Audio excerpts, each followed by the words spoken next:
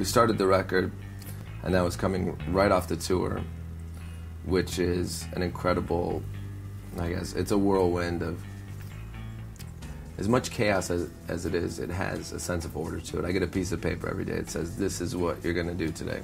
When they set me free into the wild, it's like I'm like a wild animal in that I don't know what to do. It's Pavlovian. Combine that with, you know, a relationship that was created and sort of formed in that circumstance. It's bound for destruction when you reinsert something that is what you're really married to.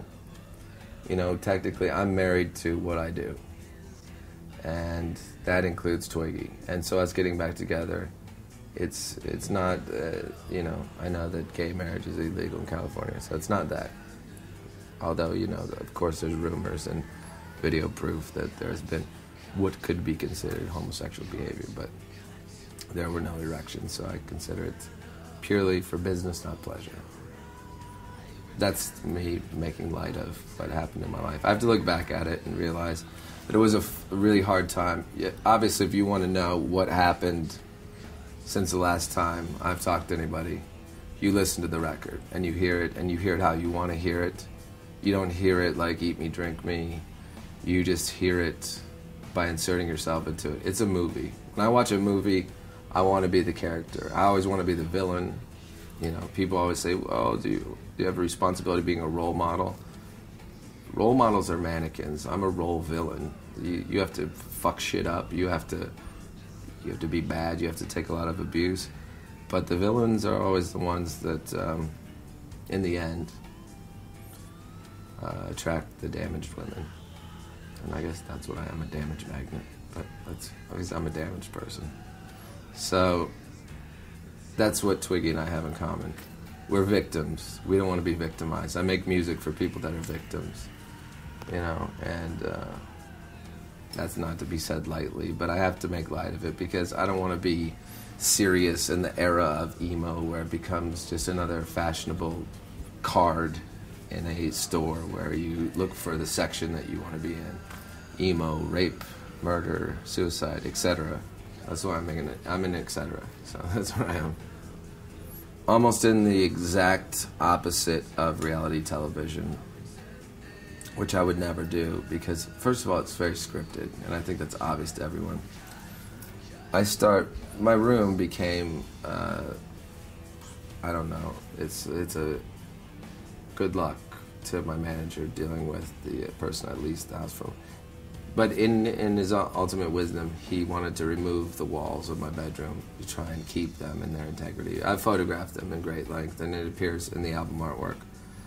But during the period of November to January 5th, when I sang the most of the record, and I still, you know, I vacated my home, last week. I've lived alone for the first time in my life. I mean, that may sound like no big deal. You know, I went from living with my parents, Boca Raton, Florida, starting a band, going on tour, living with Twiggy, watching him, various versions of whatever it is that he does, and then I incorporate myself, you know, the usual, stuffing Bible pages and pissing and, you know, etc. Then I had a series of relationships with women who often appear in front of cameras, and of course this has had an effect on me, whether being a director, wanting to act, writing movies, being a center of my life, and always making records that are very essentially cinematic. So this record, just from the beginning, read like a film because I was living a film. I had, you know, is that my light? I had these very same lights in my bedroom, smoke machines. I forget I have them on. I'll be watching TV and then it'll go, the smoke machine, and I laugh because it's comedy. And it's what you would expect. But it's not like, it's not the Haunted Mansion. The house was haunted by me, but it's like Las Vegas mixed with Calcutta and I guess a haunted house. But, you know, it's kind of like if you could create one of those murder mystery weekends, but no one finds the body. Because I always tell girls, like, I'm like, you know, I call a girl randomly, because that's how I just scroll through the newspaper. It's like most serial killers, you know, you just flip into, yeah, hey, come over, it's Marilyn Manson, and they don't never believe it. Like, well, I didn't want to come over because I thought you were just some crazy stalker. Like, well, I am, and yes, both, I'm the same. And then they come over, and I have Visqueen plastic, the kind you lay down on the, here, Twiggy's here. Oh, you look like a cocaine dealer. Yeah, I am. That's fantastic. So, there's a curtain from my bedroom to the bathroom, and this was purely just to hide the fact that I don't like anyone watching me sleep or piss. It's just a phobia I have, and it's also the key to success in relationships. But the plastic is the kind you lay down on the floor when you wrap bodies in, and I say, oh, don't worry, it's fine. You know, I'm not going to kill you and bury you in the backyard. I don't have a shovel, and I don't want to break a sweat, unless it's, you know, the old-fashioned way.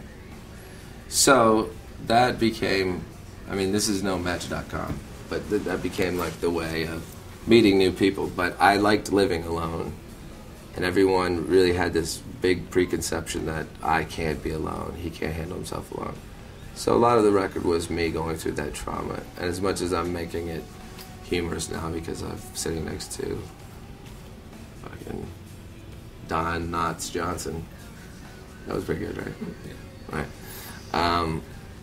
It was rough, and he wasn't there for me. Mm-hmm. No, he didn't care. He played the guitar, and then he's like, "Fuck off." It's not true. Nah.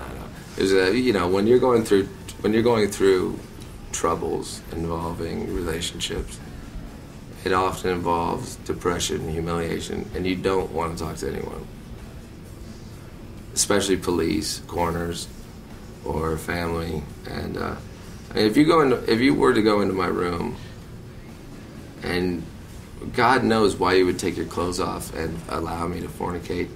Like, a girl actually asked me, "Do you have a condom?" And I said, "Do I look like I have a condom?"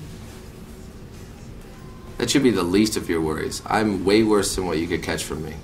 I've got a butcher knife stuck in my wall, and a giant chrome spray paint swastika, and like a cocaine bags duct taped in the shape of like Mickey Mouse. You know, it's all fun and games, but you know, I did find romance through it all. There's a happy ending to the story, kids. The moral of the story is, stay with your best friend. Only do drugs and drink when you're in a good mood, not in a bad mood. And find a manager that only keeps you in a cage for a certain amount of times. The Geneva Convention allows that. And grow your eyebrows back. Don't put your penis in anthills, dirt, or girls that remind you of either of the two. And try and make music your salvation. That sounded really dramatic, right? That was very dramatic.